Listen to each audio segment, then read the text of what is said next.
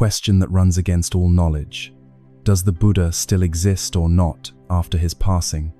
More than 2500 years have gone by since the day Shakyamuni Buddha passed away. Yet one of the questions that still troubles many people today is, where is the Buddha after his passing? Some believe he continues to exist in an invisible realm, sometimes called a Buddha realm, sometimes called the Dharma realm. Others think the Buddha has vanished, never to exist again. Still others say he has become a kind of pure energy that permeates space, present in every speck of dust, every breeze, every ray of light. This question may sound like a spiritual curiosity, but in fact, it touches the deepest level of Buddhist philosophy.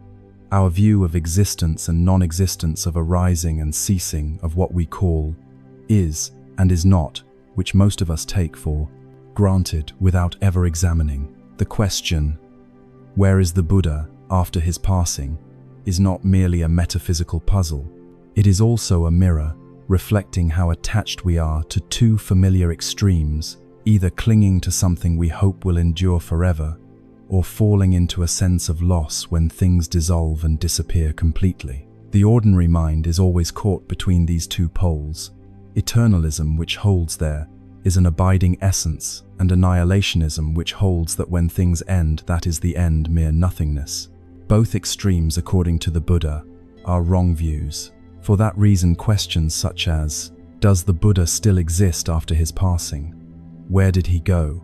What did he merge into? Or how can we meet the Buddha after he is gone, if not illuminated by right view, easily lead to answers that seem reasonable yet are mistaken.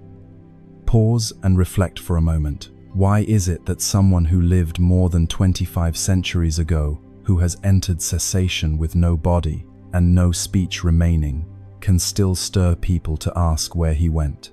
If this question is not grounded in the Dharma, it gives rise to endless imaginings. Some paint a picture of a radiant Buddha realm, where the Buddha sits amid halos, still teaching gods and celestial beings. Some say he dissolved into the universe, as enlightenment energy diffused across all planes of existence. Others believe he has entered human spirituality, ever present, like a guardian deity, ready to manifest whenever we pray. Such ideas may carry moral, devotional, or aesthetic flavor, but measured against the early teachings, they are continuations of self-clinging, only now cloaked in sacred reverence. For when we ask, where is the Buddha after his passing, we implicitly assume there once was a truly existent Buddha as a separate entity who then went somewhere to continue existing. This is the root assumption of a permanent self, which the Buddha's teaching entirely rejects. He taught that this body is impermanent, this mind is impermanent. All feelings, perceptions, formations, and consciousness are conditioned phenomena, arising with conditions dissolving when conditions cease. Even the Buddha, in the true spirit of non-self, cannot be treated as an entity for us to track down. Therefore, questions like, where did the Buddha go, or does the Buddha still remain, are from the perspective of liberating wisdom misframed. In the scriptures, especially the middle-length discourses. Discourse No. 72. I Vachagota, the wanderer, Vachagota, asked the Buddha a similar question. He asked after the Tathagata has passed, does the Tathagata exist, not exist, both exist and not exist, or neither? The Buddha remained silent. He accepted none of the four alternatives. This was not evasion or ambiguity. It was a refusal to fall into dualistic thinking.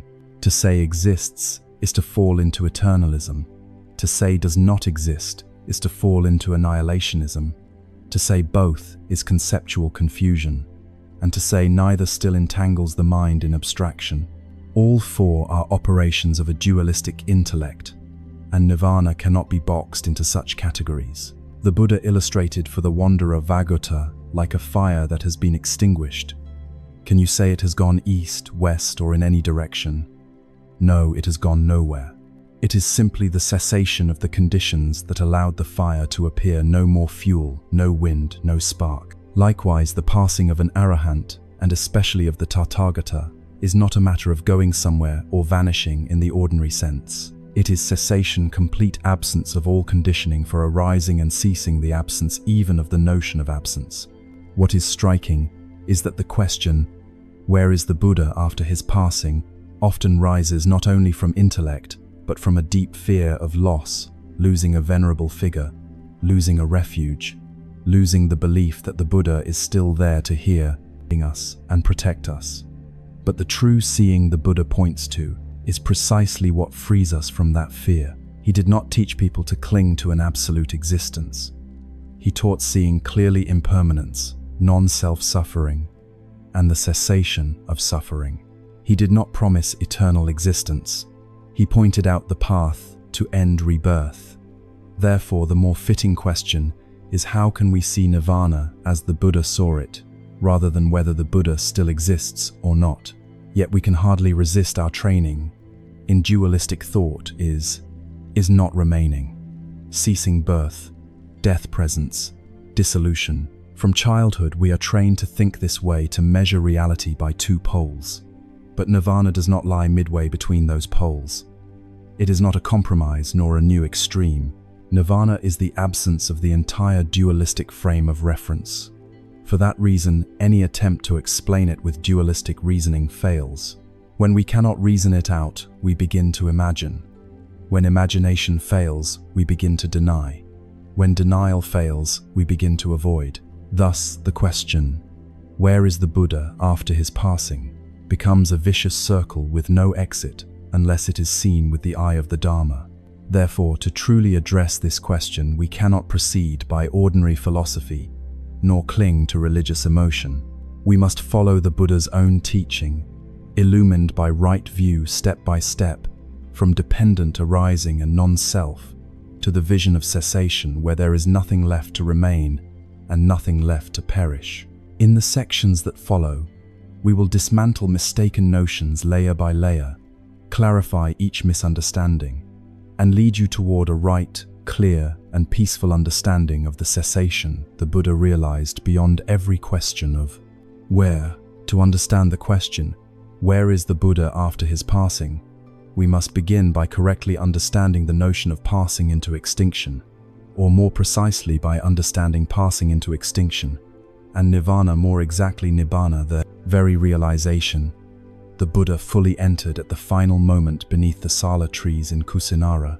If we do not understand what nibbana is, we will inevitably impose old mental templates upon a new vision, and from there produce mistaken views. Simply put, when we hear that the Buddha entered nibbana, we easily imagine that he went into some special place or vanished from this world only to appear in some higher realm. But nibbana is not a destination. Nibbana is not a post-mortem mode of existence, still less a kind of enlightened heaven that one attains after death by living morally. Those imaginings, however lofty they appear, are in fact continuations of dualistic thinking and self-clinging. So what is it to enter nibbana, and what happened when the Buddha passed away? In the Pali scriptures, there is a clear distinction between two forms of nibbana. First, nibbana, with remainder Sopadison nibbana, is the state realized by an arahant while still alive. Such a person has utterly cut off all defilements, no more greed, hatred, or delusion, no more self-clinging. Even so, the five aggregates continue to function due to the results of past karma. The person still eats, sleeps, teaches, walks, may fall ill, and the body still ages, aches, and dies. But inwardly, there is no agitation at all, no suffering. This is the ultimate peace while living. Second, nibbana without remainder anupadisa nibbana is the state when an arahant such as the Buddha passes away, i.e., the five aggregates are no more. When the physical body ends, there is no basis for any further rebirth or existence. No aggregates, no sense bases, no contact, no name, and form the conditions that constitute suffering have been entirely brought to an end. This second state is what we call the Buddha's passing, or more precisely, the Buddha's entry into nibbana without remainder. In other words, nibbana is not something added after practice. It is what does not remain once every cause of suffering has been extinguished. It is not a new state, or some subtle existence, but the absolute absence of all conditions for rebirth. And because in the Four Noble Truths suffering is rooted in clinging to the five aggregates, when the aggregates are no more, suffering is no more. This is cessation. At first, hearing this may sound like dissolving, but we must be careful. Dissolving here is not synonymous with nihilism. The Buddha never taught that after death a person disappears into nothingness like dust, nor did he teach that a soul goes somewhere. He taught that suffering, namely this body, this mind, these feelings, this clinging arises, dependent on conditions. Remove the conditions, and suffering ceases. It is not that someone ceases, rather suffering ceases. Therefore, parinibbana is not a conventional way of speaking about death, but a special term for the complete ending of the name and form process in one who is liberated. The paris in parinana means total, complete, indicating that this is the final nibbana in which no residue of conditioned life remains. The Buddha taught monks, if there were not the not born, not become, not made, not formed, there could be no escape from the born, the become, the made, the formed. Nibbana is the not born, not become, not made. And entering Nibbana is entering that not by moving anywhere, but by ceasing. Yet because we habitually think in terms of where from and where to, when we see a process end, we instantly ask, so where did it go? Like a lamp that was shining, when it goes out, we ask where the light went.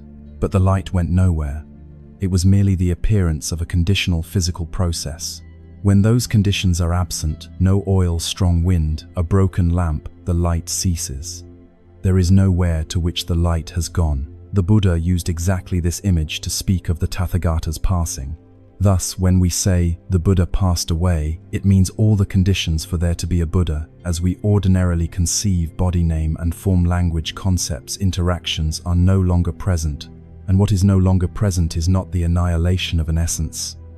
It is the ending of an arising process. Some upon hearing this react by saying, then doesn't that mean the Buddha was merely a psychophysical process? No different from ordinary people number. The difference is that an arahant has ended ignorance, the very cause that drives the process. When ignorance is extinguished, rebirth no longer occurs. When rebirth no longer occurs, the round of birth and death ceases. When the process ceases, there is nothing that could go anywhere anymore. This difference is the very core of what the Buddha taught. If all we said were that everything is dependently arisen without the possibility of ending that process, that would be a kind of atheistic physicalism. But the Buddha taught that suffering can cease, the round of rebirth can end, and Nibbana can be seen and lived, not after death, but in this very life. Once this is seen, the question of where the Buddha went after death no longer has practical value. One who has seen suffering and its ending no longer traces footprints. From here we must clearly distinguish the death of an ordinary person from the passing of an arahant. They are entirely different. For the ordinary person at death, the stream of rebirth continues because there is still karma, craving and ignorance. For the arahant at death, there is no cause for rebirth, like a seed that has been burned and can no longer sprout. Thus the going out of such a one is not mere ending. It is the cessation of samsara. And because nothing remains in existence, there is no one to merge into the Dharma realm. There is no personal essence continuing in a subtler form. There is no enlightened self lurking somewhere in space. No trace remains to be tracked. No root remains to generate new suffering. That is cessation. Cessation with no frame of reference, no name, nothing for the mind to grasp. Therefore, instead of asking where the Buddha is, the real questions we should pose are we misunderstanding Nibbana? Are we seeking the Buddha by the path of attachment rather than the path of letting go? Why can dualistic thinking never reach Nibbana? And how does the passing of an arahant differ from that of an ordinary person? What subtle snares does the mind fall into when it tries to imagine a Buddha after death? One of the most common confusions about the term passing into extinction is to equate it with ordinary death. Many, hearing that the Buddha entered Nibbana, assume it is merely an elegant name for dying, as if since everyone dies, the Buddha also died. But if we see it only that way, we overlook the fundamental difference between the death of a worldling and the complete ending realized by an arahant. And if we do not clearly distinguish these, we will continue to misunderstand the nature of Nibbana and therefore be unable to answer correctly whether the Buddha remains or not after his passing. First, let us examine the death of an ordinary person, that is, one who is not yet enlightened and is still governed by ignorance and craving. In the Buddha's teaching, a worldling is one still entangled in the chain of dependent origination, ignorance, avijja, conditions, formations, sankhara formations, conditioned consciousness, vijnana, then name and form the 6 sense bases, contact, feeling, craving, clinging, becoming, birth and death. And then a new round begins. This is precisely the 12 links of dependent origination, paticca samuppada, the root of samsara. When an ordinary person dies, the physical body disintegrates, but the mental continuum driven by craving and kama is reborn in realms corresponding to the kama that has been made. Whether we call it soul, mind stream, or karmic flow, the core point remains. As long as the causes remain, the results remain. As long as there is self-clinging and greed, hatred and delusion, there will be suffering and rebirth. With an arahant, however, all those conditioned factors have been cut off. In many discourses, the Buddha states clearly that an arahant has torn out the root of samsara, has ended rebirth, has no further becoming. Like a tree cut off at the root, it cannot grow again. Such a one has no conditions left for rebirth, because craving, the chief engine of the round, has been utterly extinguished. The Buddha taught that where there is no ignorance, the 12 links do not arise. Therefore, when an arahant passes away, the process of name and form ceases completely. Here lies the essential difference. For an ordinary person, death is only a brief segment in a continuing process like changing clothes or moving house. For an arahant, death is no longer one link in a chain of continuation. It is ending complete cessation, no further rebirth, no further existence under any form. There is an excellent illustration in the Visuddhimagga by the elder Buddha Hosa. A rock rolls down a mountain. Each time it strikes the ground is like another rebirth. The worldling keeps rolling because nothing stops it. The arahant is one who has met a final wall. When the rock strikes that wall, it stops. Not because its force has weakened, but because the cause is no more. When the cause is gone, the effect cannot appear. So what happened when the Buddha passed away? First, it must be made clear he did not depart as a soul leaving the body. In the Anguttara Nikaya, the Buddha taught monks the Tathagata is one who has ended all becomings. For the Tathagata, there is no further life. This statement plainly rejects any idea of the continuation of a personal essence after the body dissolves. Second, he did not dissolve into a Dharma realm or transform into some subtle mode of being. There is no Buddha soul that continues to exist in some form in space, no Buddha power hovering everywhere. However appealing and emotionally comforting such images may sound, they run completely counter to the spirit of non-self and dependent origination that the Buddha himself taught. In a well-known passage from the Sutta Nipata, the Buddha describes the state of one who has ended craving. Such a person clings to nothing, sees no I or mine, has no outflows, and cannot be traced like the track of a bird in the sky. The image of a bird's trace in the sky is a superb metaphor for final cessation. No trace, nothing to follow, no one to seek, nothing to name. This is not nihilism, but absolute stillness, neither arising nor ceasing, neither coming nor going. We habitually think that there is a person who lives, dies, and is reborn. The Buddha did not teach that. He taught that what we call a person is only the ongoing process of form, feeling, perception, formations and consciousness, arising and passing. The arahant is one who no longer falls for the illusion, this is me, this is mine, this is myself. Once this is seen, when the process ends, there is no someone to remain or to be lost. Another example the Buddha used there is a flame burning. When it is blown out, people ask where the flame has gone. The question cannot be answered because it is wrong at its root. It assumes a flame as an independently existing entity that then moves elsewhere. But flame exists only when conditions are present: fuel, air, an igniting spark. When the conditions are absent, the flame is absent. It does not go anywhere, and it does not turn into something else. It simply ceases to occur. That is the nature of Nibbana, not coming from somewhere, not going anywhere, not in time, without beginning, without end. Those still governed by the five aggregates will ask, where do we go after death? One who has realized will not ask this, because it has been seen that no one goes anywhere. Importantly, the Buddha did not present this as abstract philosophy. He made clear that anyone who practices the Dharma, correctly cultivating virtue, concentration, and wisdom, cutting off the outflows, can realize this for themselves. This means the Buddha's passing is not a mystical, mythical, or unreachable event beyond ordinary comprehension. It is the pattern of awakening, the natural result of the path that ends suffering. Anyone who truly follows that path reaches the same end. Thus, the death of an arahant like the Buddha is the ending of the five aggregates, the ending of suffering, complete cessation, indefinable, indescribable, beyond conceptual range. With this understood, we will no longer ask whether the Buddha remains or not as if tracking an eternal shadow or an immortal soul. We will see that the Buddha is no longer bound to any mode of existence, and precisely that is his greatness. It is because there is no longer a Buddha to exist that there is liberation. If anything at all still remained that could be called the Buddha, however subtle, there would still be arising, still existence, and therefore still suffering.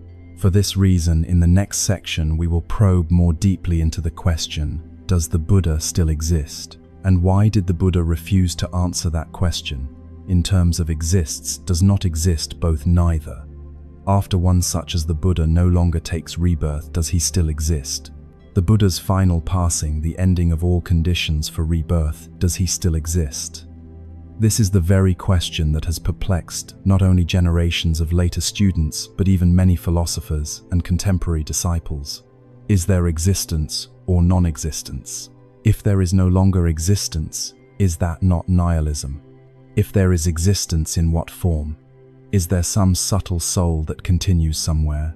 Such questions are not merely intellectual games. They reflect something deep in the human heart, the fear of cessation, the fear that after death there is a permanent void, and thus the hope that something will remain. If ordinary people fear this, those with strong faith may struggle even more. Could it be that the Buddha, a fully awakened one, has completely vanished?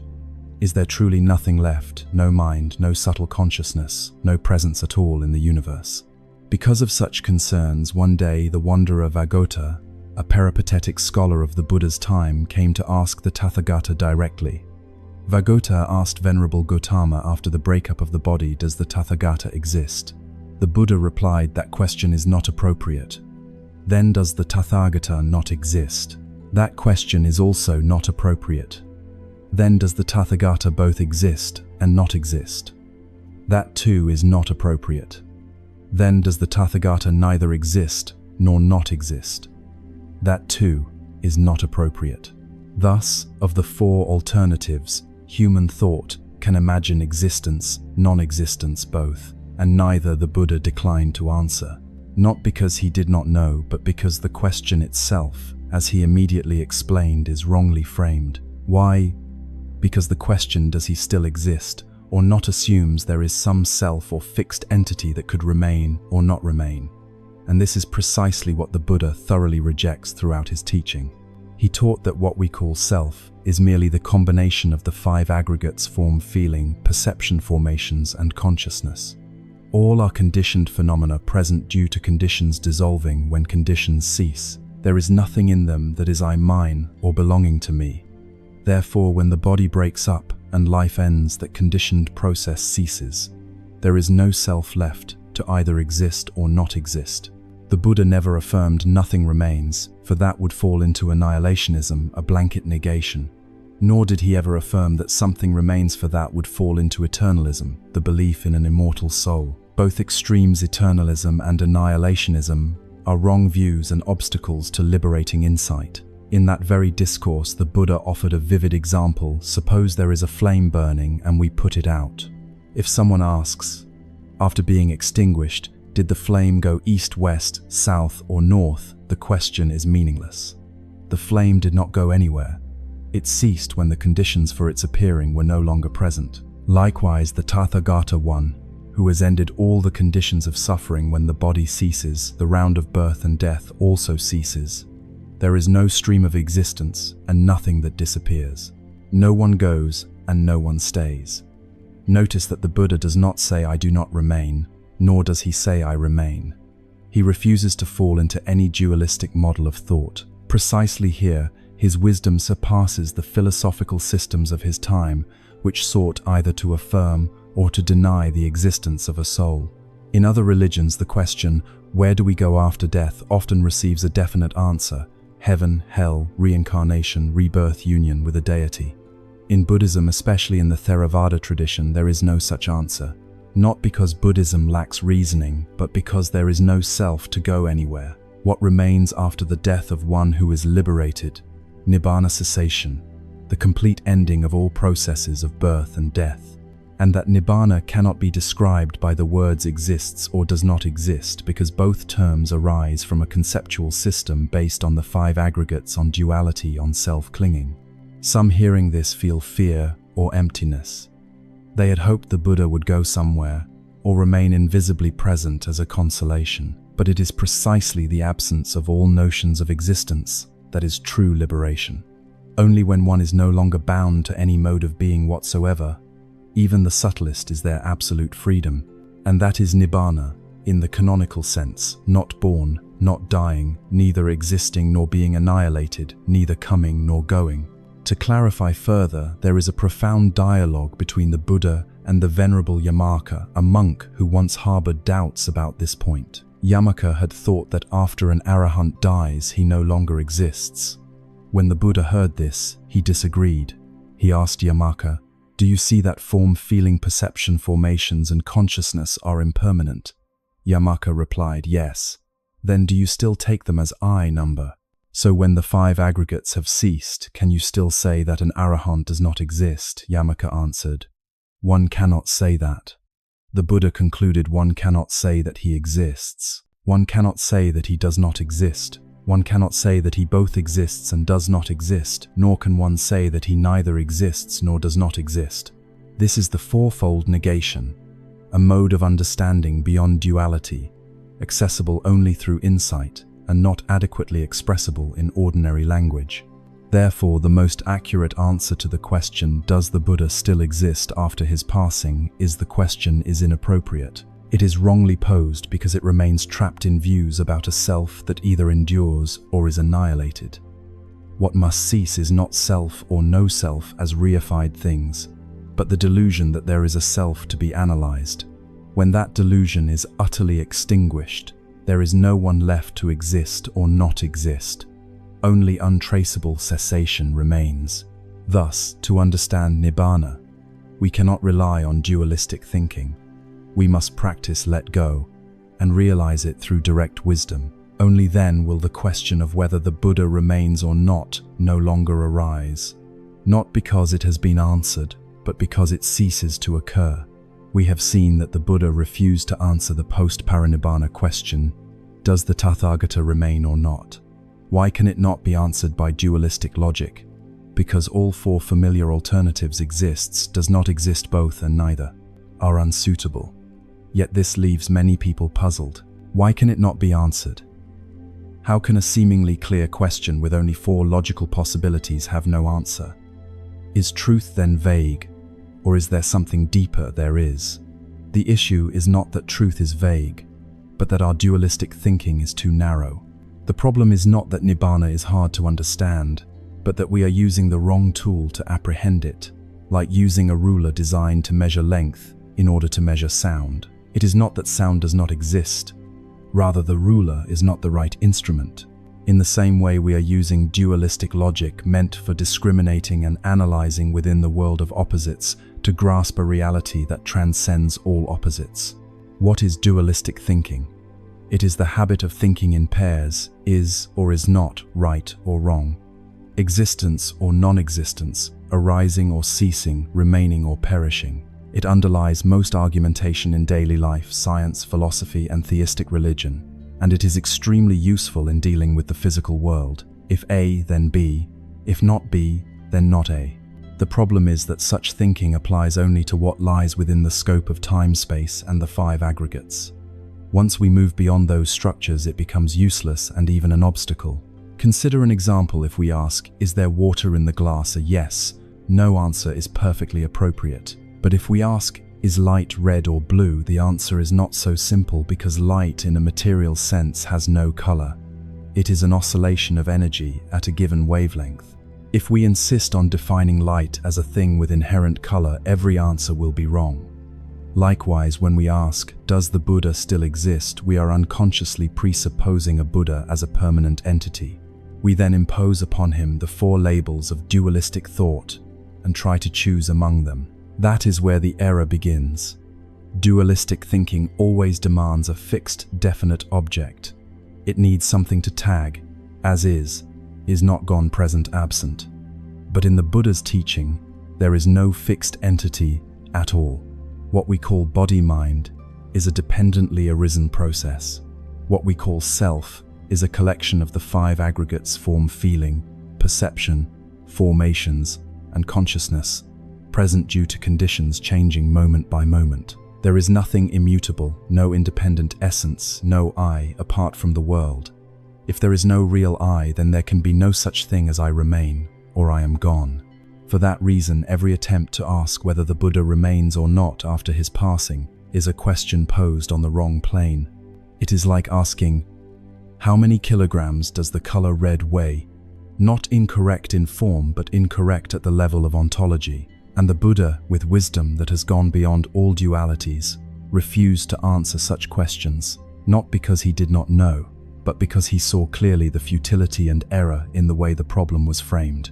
This is not only true of the issue, does the Buddha remain or not, but of all questions about the nature of Nibbana. People often ask, what is Nibbana? Is it a pure realm? Is it a subtle mode of existence? Any answer of that sort, however beautiful, is still wrong if it falls into a dualistic mold.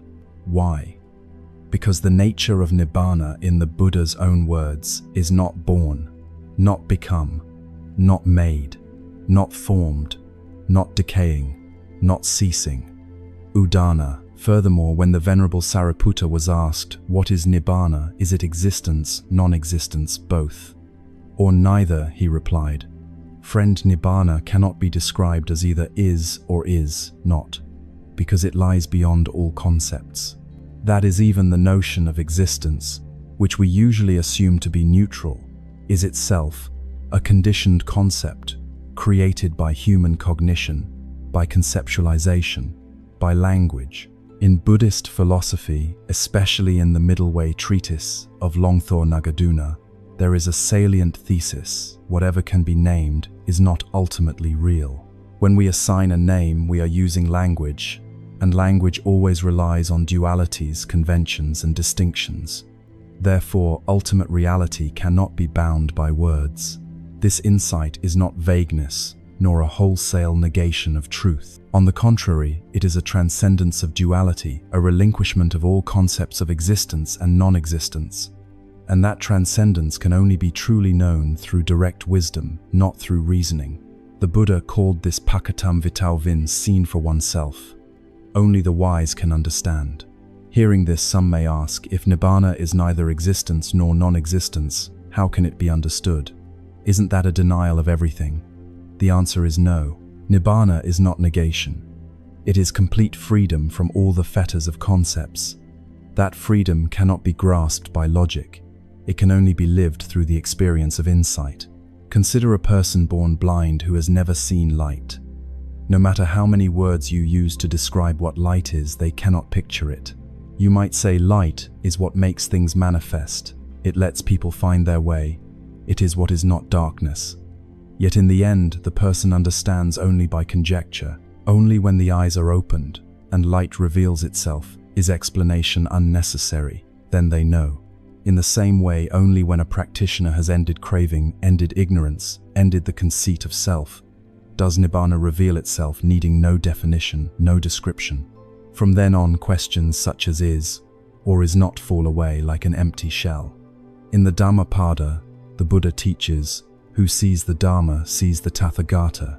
One who sees the Dharma, namely dependent arising impermanence and non-self, no longer seeks a Buddha who exists after death, because they understand that Buddha is the embodiment of Dharma, and Dharma is formless, non-self, and ungraspable. Remaining or perishing concerns those who have not seen the Dharma.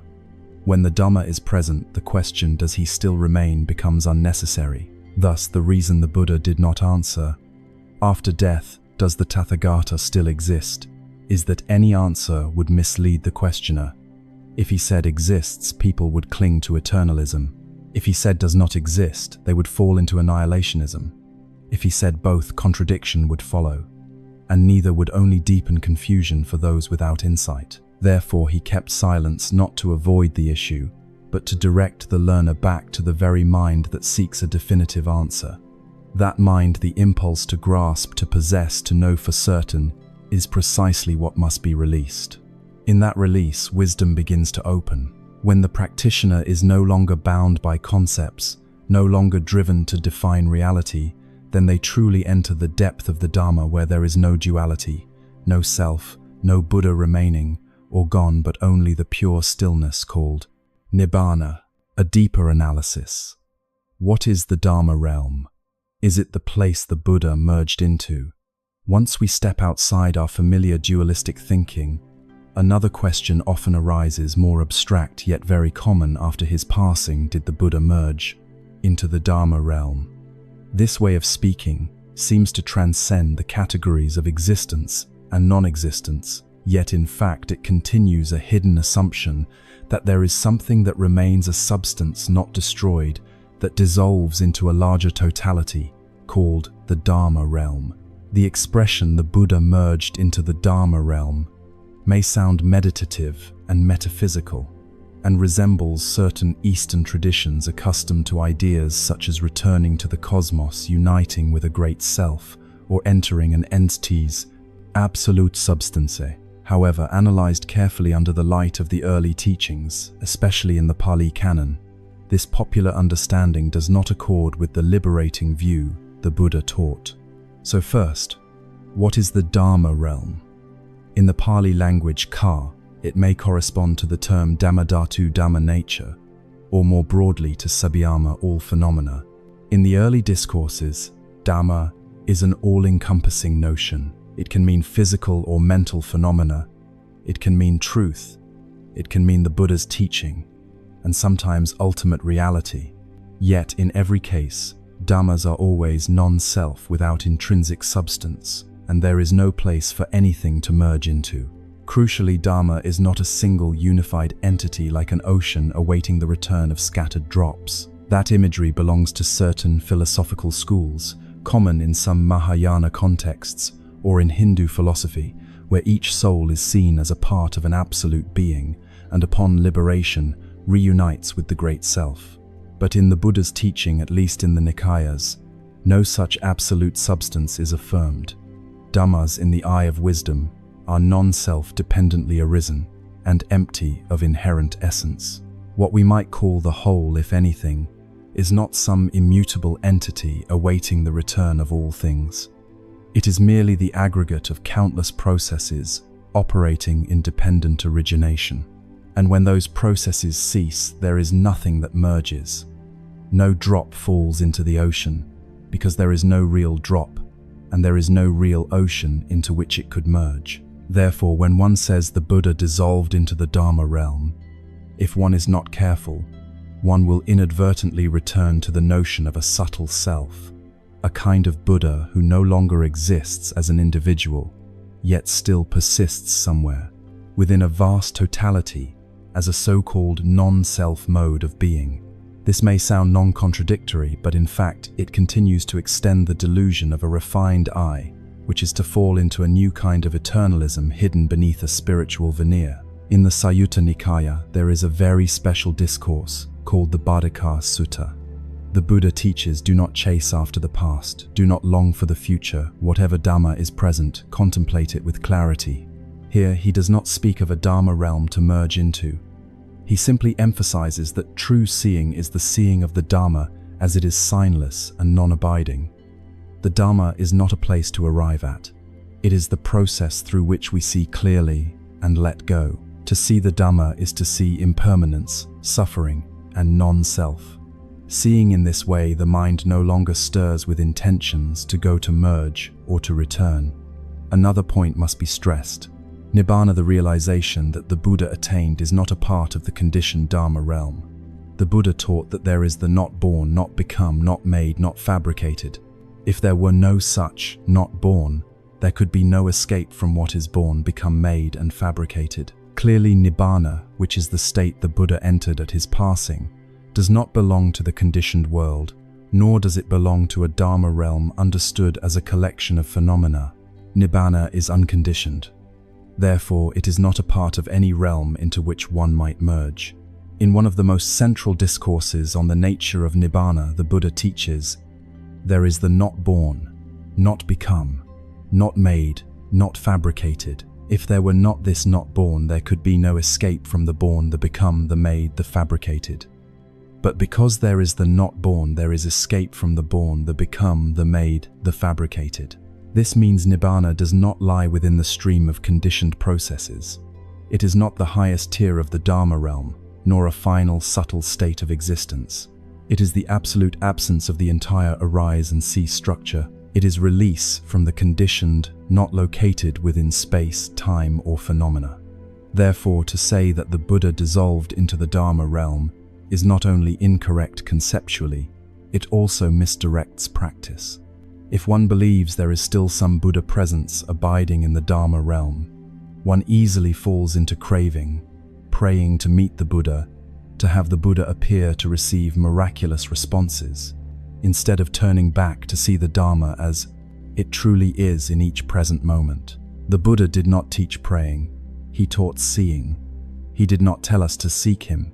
He taught that whoever sees the Dhamma sees the Tathagata. If there is anything to merge with after the breakup of the body, it is not that the Buddha becomes the Dharma realm. Rather, it is that every delusion about a self has been completely extinguished. What remains is not a subtle essence diffused through the Dharma realm. What remains is the absence of any form of self-clinging. There is no one to merge, no place to merge into, and no division between me and the Dharma realm, because the conceit of self has been utterly cut off. Some will object and ask about the ideas of the Buddha in the mind, or the Buddha present throughout the Dharma realm, expressions often used by meditation masters. The answer is that such words may have value as skillful means, reminders to orient the mind toward awakening. If we reify them as metaphysical doctrine, we go astray. In many talks, a teacher may say that when the mind is still, the Buddha appears. This is not wrong when properly understood. A still mind is a mind free of delusion. Then insight that sees things as they are arises, which is the wisdom of the Buddha. It is not a Buddha appearing from somewhere in a cosmic realm. Hence, to say the Buddha dissolved into the Dharma realm is a figurative way of speaking, not ultimate truth. The ultimate truth is this: the Buddha has ended all the aggregates of clinging and has completely destroyed the roots of birth and death. There is no more rebirth, no reappearance, no abiding place, and therefore there is nowhere to merge into. What remains is Nibbana, which cannot be named, grasped, or possessed, which is neither something nor not something. It can only be seen when the practitioner relinquishes all wrong views. When this is understood, rather than seeking the Buddha in the Dharma realm, we will see the Buddha in the right Dharma. Rather than imagining that the Buddha dissolves into something, we will understand that Nibbana is not a place. Only delusion has dissolved. As for the Buddha, the one who sees things as they truly are, there is peace. Having clarified that the Buddha does not dissolve into the Dharma realm, a further question often arises. Is Nibbana a refuge place that the Buddha reached? Is Nibbana a realm, some ultimate domain where Buddhas reside after leaving the body? If not, then what is Nibbana? Where is the Buddha in Nibbana? In other words, is Nibbana a destination? This is a very common misunderstanding not only among the laity, but even within some philosophical and religious systems.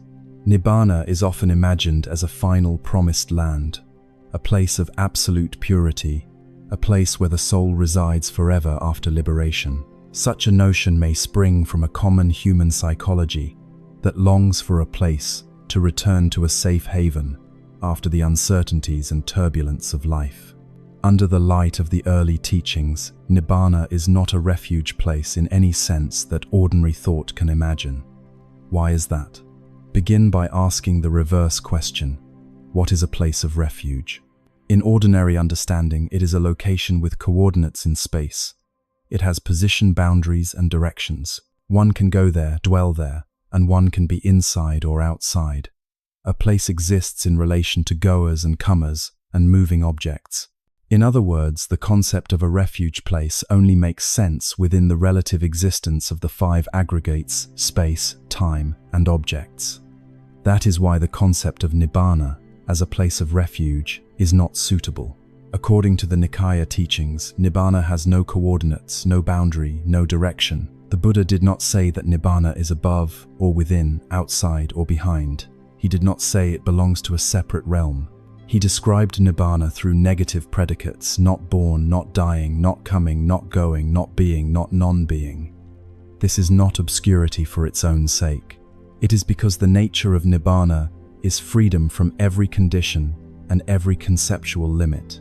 The Buddha taught it is not by the east that one reaches Nibbana, nor by the west, nor the south, nor the north. One who has virtue, concentration, and wisdom reaches the ending of suffering. Here, Nibbana is not a place to arrive at by feet or by movement. It is a realization, an entry, an attainment when the mind has relinquished all clinging. In a brief discourse rich with layers of meaning, the Buddha teaches there is the not born, not become, not made, not fabricated. If there were not this not born, there could be no escape from the born, the become, the made, the fabricated. Because there is this not born, there is escape from the born, the become, the made, the fabricated. He does not say where, he says there is. This there is does not mean existence like an object. It means it can be realized and entered when the supporting conditions are present. The conditions for entering this not born are precisely the ending of ignorance, craving, and clinging, the very factors that give rise to the round of rebirth. A profound example the Buddha often used is the image of an extinguished flame. When someone asked after a flame goes out, where does it go, he answered, "It cannot be said that the flame has gone east, west, south, or north. It has not gone anywhere. It simply ceases because the conditions for its occurrence are no longer present." Likewise, when an arahant passes away, it cannot be said that he goes to Nibbana, as if going to a refuge. It is the ending of the process of name and form, the complete cessation of suffering. It is not going anywhere. There is no one left to go, and there is nowhere to go. A common inference is this: if Nibbana is not a refuge place, then perhaps it can be understood as a state, a subtle kind of existence, like absolute bliss. This too is a subtle mistake.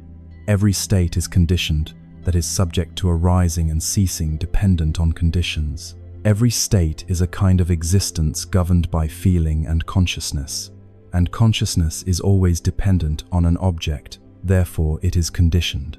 The Buddha pointed out that ordinary people, when thinking about the Dhamma, tend to appropriate it as self-seeing the Dhamma as mine, belonging to me, or as me. A noble one does not see in that way. For them, phenomena are only phenomena without a subject, without a refuge place, without self, others, or things. Therefore, when we say the Buddha entered Nibbana, we should not understand that he went to a special place to abide. The words enter and go are linguistic expedients for ordinary understanding. In essence, it is the cessation of suffering, the ending of every process of birth and death, with no remainder, no rebirth, no further occurrence. He does not dwell in Nibbana. Rather, he is no longer bound to any mode of existence at all. Consider another image. If you are standing on the ground holding a kite by a string, no matter how high it flies, it still belongs to you. If the string is cut, the kite is no longer connected to you. It belongs to no one and has no fixed position. Its freedom, then, is not controlled or defined. This is only a metaphor for liberation. Nibbana surpasses even this image, because in it there is neither kite nor string. All structures of self-conceit have vanished. Therefore, if someone asks where Nibbana is, the truest answer is nowhere. Precisely because it is nowhere, it cannot be lost, limited, or possessed. Nibbana is not anywhere. Yet when the practitioner has ended the defilements, Nibbana is present not as a destination but as the stillness of mind, the absence of any arising, the absence of any clinging. This is what the Buddha fully realized at the moment of his passing. There is nothing to dissolve into no place to go, no one remaining to abide in Nibbana. There is only the absolute absence of all suffering, the absence of both experiencer and object of experience. Hence, every question of where does he still exist, or in what form, becomes inapplicable. Once it is clear that Nibbana is not a refuge place, not a realm to reach, and not a state to inhabit, another natural question arises. After entering Nibbana, what is there left to seek? If the Buddha no longer exists in any form, what is there to seek? If the Buddha has passed away without leaving a trace, no longer existing in space, time, or form, then toward what does practice aim? Are seekers pursuing what cannot be found? This is not a religious doubt, but a natural step in deep contemplation of the meaning of liberation. If a practitioner does not understand the relationship between the teaching, the practice, and the goal of Nibbana, the path can become vague and misdirected, even turning into a pursuit of what is unreal or a blind clinging to an ideal. In reality, many practitioners carry some image, however faint, that the Buddha is somewhere, or that he awaits them in a blissful realm, or even that he silently watches and blesses each disciple. Such images may offer spiritual comfort and can be helpful at the beginning. Without transformation by wisdom, however, they gradually form a kind of imaginary quest, which then becomes an endless search. That very search is the real issue, because searching is a subtle form of craving, of wanting, of hoping, of grasping. As the Four Noble Truths make clear, craving is the cause of suffering.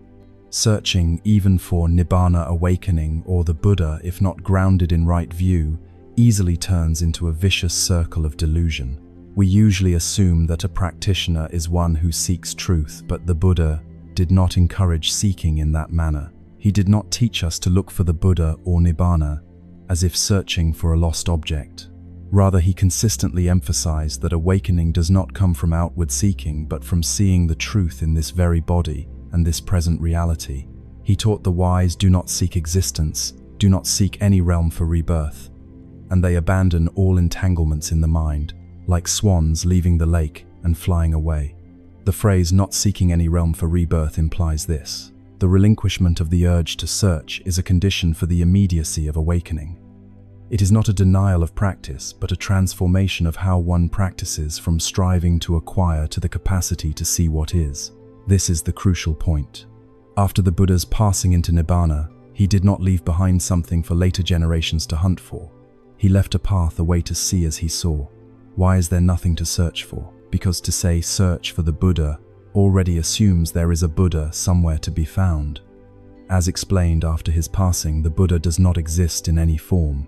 There is no body, no designation, no aggregate of formations, no aggregate of consciousness. All have ended. There is nothing to trace.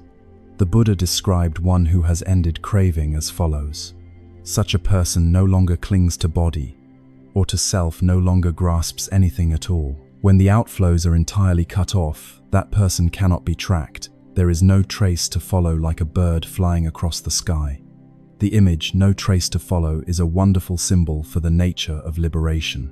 One who has completely ended clinging, no longer existing as a self, cannot be identified, grasped, or fixed by any concept, and has no place that can be called where they are or where they go. Understanding this, we see that every notion of seeking the Buddha after his passing is an expression of a mind still attached. However pious, well-intentioned, or noble it may appear, it is still the mind that wants to hold on, to obtain, to find. A practitioner may ask, if we neither seek the Buddha nor beg for Nibbana, then what is the path? How do we know we are going the right way? The answer lies directly in the Buddha's words. Whoever sees the Dharma sees the Tathagata. The Buddha did not leave a physical form for later generations to venerate. He left the Dhamma, the path, the principles, a way of life. And when a person lives fully in accordance with that Dhamma-keeping virtue, cultivating concentration, developing wisdom, seeing impermanence, then in that very moment, the Buddha is present in that person's heart. Not as an individual Buddha, but as the Buddha wisdom, a seeing unconditioned by self-conceit, no longer bound by time or space. He taught monks, whether or not the Tathagata appears, the Dharma remains.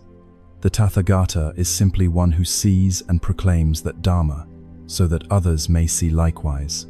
This shows that the Buddha is not an object to be sought, but a guide who points the way to seeing. And when a student of the Dhamma releases the urge to chase and turns back to live mindfully in the present reality, in that very instant, the Dhamma is revealing itself and the Buddha is present. Therefore, after the Buddha's parinibbana, there is nothing left to search for outside.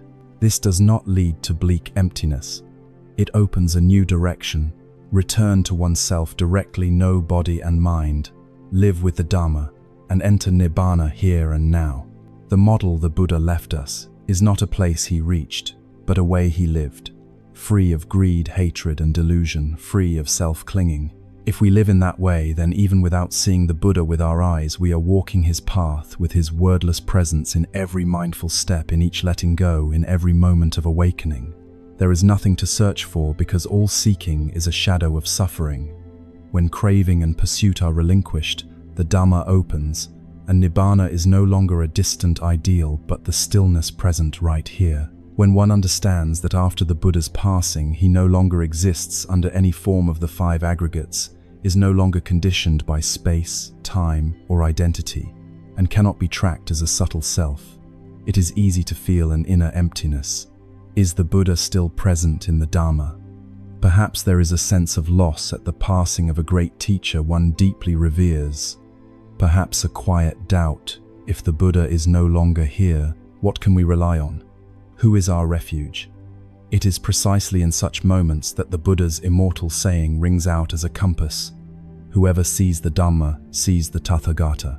Brief and simple, it carries profound philosophical and practical depth. It points out that the Buddha's true presence does not lie in his body, nor in physical or psychic survival, but in the Dhamma. Whoever sees and lives this Dharma is in direct contact with the Buddha. What is Dharma here? In the early teaching, Dharma has many layers. The Buddha's discourses, the truths of dependent origination, impermanence, suffering, and non-self, and the lawful process of mind and matter operating without a creator God. At the deepest level, Dhamma is reality, as it is unadorned by fantasy, unclouded by self-view. Thus, when one sees the Dhamma, sees dependent origination at work, clearly sees impermanence, suffering, and non-self, one is touching the very truth the Buddha himself saw. This contact needs no body, no image, no ritual. It outstrips time more than 25 centuries. In the deepest sense, Buddha means the one who sees things as they are. When another person also sees as it is, they enter the same wisdom. There is no need to look for the Buddha anywhere else, because the Buddha is present in the Dhamma, and the Dhamma is present in every moment of reality. The Buddha taught monks whether or not the Tathagata is present, the Dhamma. The orderliness of things stands unshakable and unchanging, an everlasting truth. This expresses something crucial. The Buddha is not identical with the individual Gautama. What matters is not whether a person named Gautama is alive, but that the clear seeing of truth continues to arise in the hearts of those who practice rightly. This is not a mere metaphor. It is an experiential fact, verifiable in one's own practice. Whoever keeps the precepts earnestly cultivates mindfulness. Meditation observes body, feeling, mind, and phenomena as they are, and develops insight, gradually seeing the breaking up of form, the arising of conditions, the birth and death of mental and physical events, loosening, grasping, and abandoning, craving, whether they live in the 21st century or the 5th century BCE. The wisdom that arises is the wisdom of the Dhamma, the wisdom the Buddha realized. Hence the Buddha taught whoever practices the Dhamma thus pays the highest homage to the Tathagata. This is not merely formal reverence, it is a profound truth. The highest honor to the Buddha is not bowing to his image or chanting his name, but living the Dhamma he taught.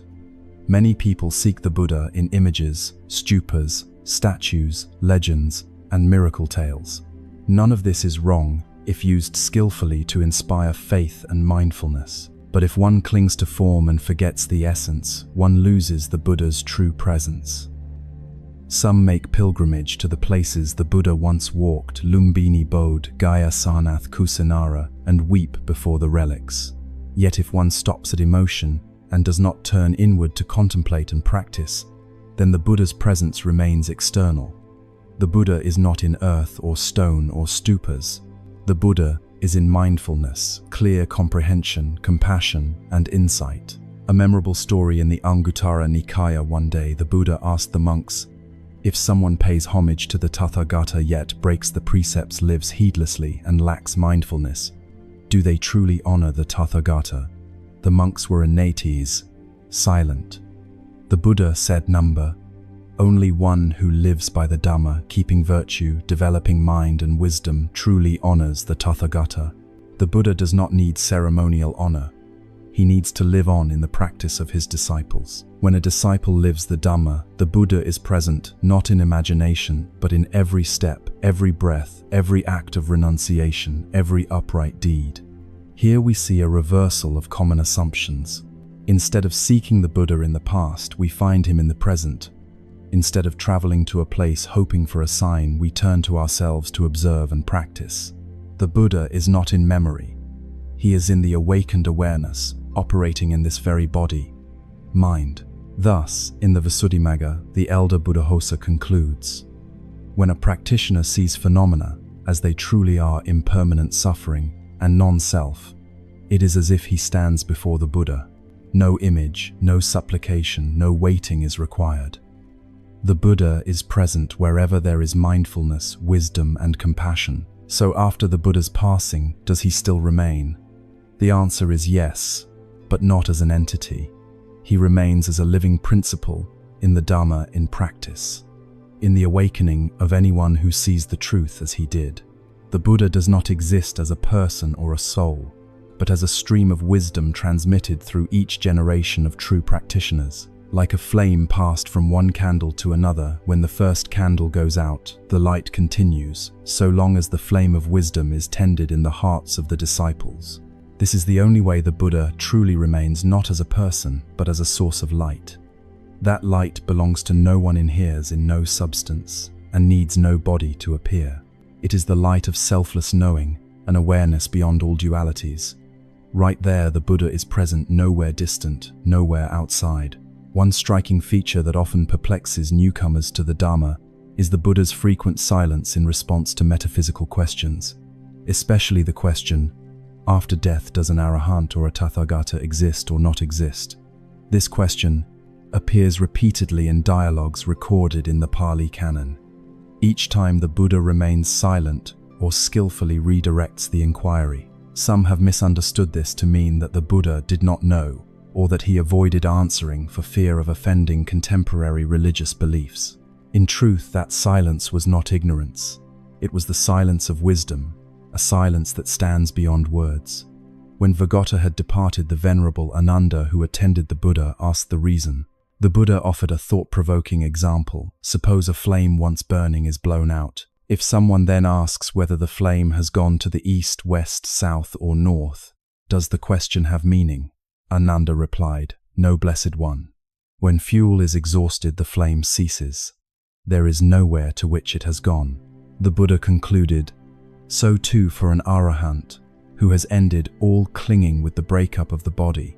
It cannot be said that he exists, does not exists, both exists, and does not exist, or neither. Such questions are inapplicable. Why inapplicable?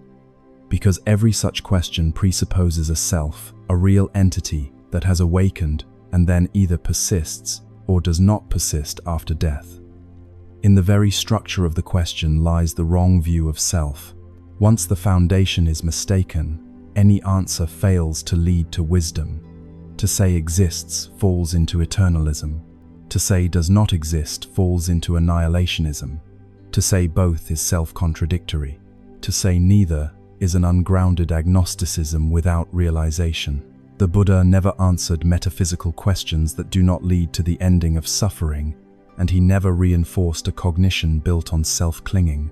His silence was not a lack of knowledge. It was the refusal to try to express the beyond, conceptual, in conceptual terms.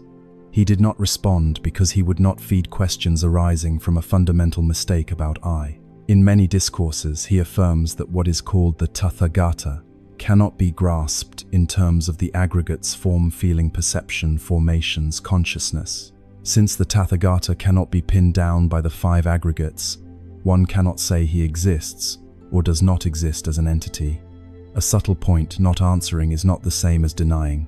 The Buddha did not say there is nothing after death, nor did he say there is something that remains. He taught that the nature of the awakened one lies beyond the conceptual pairs of is, and is not the very pairs ordinary minds use to describe existence. One cannot ascribe the arahant's condition using the world's frame of reference. The Buddha portrayed the condition of the Tathagata after final passing with richly symbolic language, where there is no earth, no water, no fire, no air, no space, no consciousness, neither nothingness, neither non-perception nor perception, neither this world nor the next, neither sun nor moon. There is no coming, no going, no staying, no arising, no ceasing, no being. Their suffering ends. This verse does not describe some celestial realm. It negates the very conditions of ordinary cognition. It is language's final effort to point to what lies beyond language. Once beyond all dualities, birth and death, being and non-being, having and not having, any dualistic question becomes meaningless. Another deep metaphor: when a lamp runs out of oil and the light goes out, it makes no sense to ask, where did the light go? It is not annihilated like a thing, for it was never an independent substance. It was the outcome of conditions: oil, wick, flame. When those conditions end, the light is absent, not because it went somewhere, nor because it still exists, but because there is no longer a basis for the question where.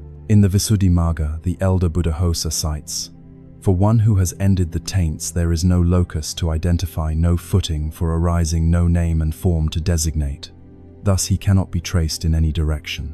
This leads to a crucial insight in Buddhism. Liberation is neither eternal existence at a higher level, nor the destruction of a self in nihilism. Liberation is the absence of any ground for delusion to arise. Therefore, the question after death, is there something or nothing, is mistaken from the outset. With compassion and wisdom, the Buddha did not answer, not because he didn't know, but because he knew there could be no correct answer, while the questioner still clung to the delusion of self. To reply in conventional terms would invite further clinging. To speak from beyond concepts would be unintelligible to the unawakened. He therefore chose a third-way silence. That silence is a Dharma talk, a bell of mindfulness, a reminder to return to what is present to end ignorance and craving.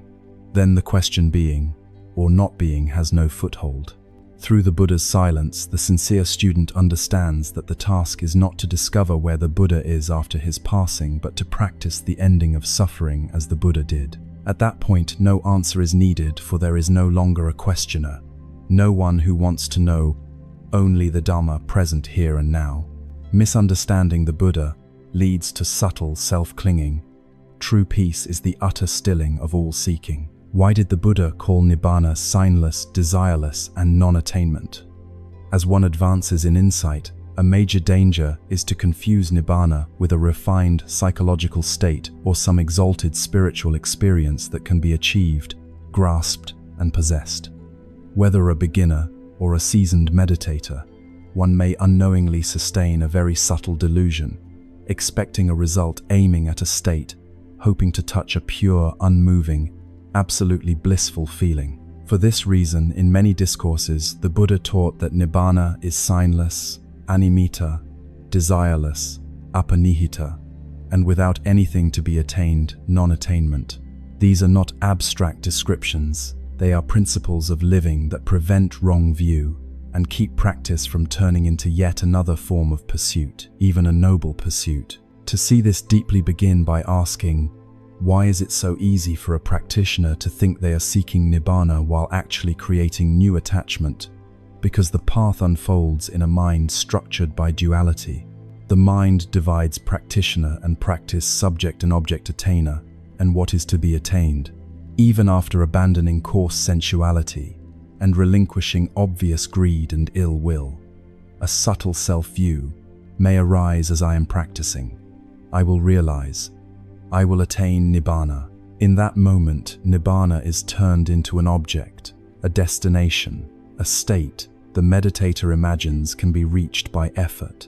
But if Nibbana were an attainable object, it would have to be conditioned, subject to arising and cessation, gain and loss. There is the not born, not become, not made, not fabricated. If there were not this not born, there could be no escape from what is born and become. Therefore, the Buddha calls Nibbana non-attainment. There is nothing to get. One who truly sees this no longer seeks. First Nibbana is signless animitta. Sign here means a mark, form, or indicator. The ordinary mind always operates by way of signs, the sign of beauty, the sign of fame, and gain the sign of pleasant feeling. Even in practice, we easily cling to the signs of concentration, of bliss, of purity. Nibbana is called signless because it cannot be known through any sign, no emblem, no special sensation, no imprint to remember. Thus, if some experience brings us ease and we think, this must be Nibbana, we should be careful that very thought has already established an object, and from it a mental image, and whatever is an image is not the absolute reality. The Buddha taught monks there is the not born, not become, not made, not fabricated. If that were not, there could be no ending of suffering. But because that not born is the cessation of suffering is possible, it has no visible form, cannot be seen with the eye, cannot be expressed in words. Therefore, if a practitioner seeks Nibbana as something to be known, felt, or identified, they are falling into clinging to signs, and one who clings to signs cannot enter the signless. Second, Nibbana is desireless apanihita. Desire here is not only prayer or petition, but all wanting expectation and intent. A practitioner may not wish for wealth, but may wish for awakening, for liberation, for entry into Nibbana. If not rightly seen, that wish is still a subtle form of craving because the mind still wants, and wanting is the engine of samsara. The Buddha states plainly, because there is craving, beings revolve in birth and death. One who hunts for Nibbana like a treasure seeker cannot see Nibbana. To search is to stir up wanting, and wanting prevents the mind from resting in the present and from releasing self-view. Hence the Buddha teaches that Nibbana is desireless only when the mind no longer wants anything. Even awakening can it see reality as it is. At this point, a practitioner may worry, if I want nothing, what motivates practice? This question applies only at the beginning. As wisdom matures, one sees that practice is not to gain anything but to see clearly and let go, not to add but to remove, not to advance to somewhere but to shake off what binds. When nothing is being wanted, the mind is no longer dragged about. When it stands still in mindfulness and insight, the Dharma reveals itself without object, without strain, without fantasy, only stillness. Third Nibbana is non-attainment. This is the hardest point, and the key one. The ordinary mind wants to grasp something, even nothing. Hearing that Nibbana is the not born and not dying a part of us, imagines it as a special state, attainable through effort. But the Buddha made it very clear, Nibbana is not something to be possessed.